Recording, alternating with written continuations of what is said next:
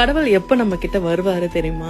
நம்ம பல துரோகங்கள், பல அவமானங்கள், பல கஷ்டங்கள், என்னடா வாழ்க்கை இது அப்படின்னு தோணும்.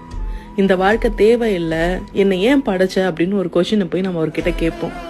அப்பதான் அவரு நான் இருக்கேன், நான் உன்னை பாத்துக்கிறேன் அப்படின்னு சொல்லுவாரு.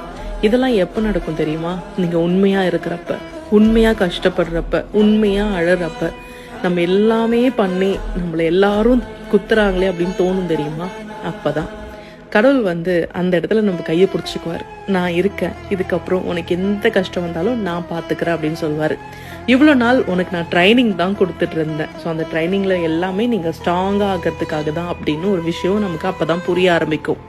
எப்பயுமே கடவுள் நேராலாம் வரமாட்டார், நேராக நம்ம காதில் எதுவும் சொல்லலாம் மாட்டார். ஆனால் சில விஷயங்களை நம்ம கிட்ட சொல்லணுன்றதுக்காக பல கஷ்டங்களை அனுப்பி வைப்பார். அந்த கஷ்டத்தை எல்லாமே நம்ம தாண்டிட்டோம் அப்படின்னா நமக்கான நல்ல நேரம் பிறந்துச்சுன்னு அர்த்தம்.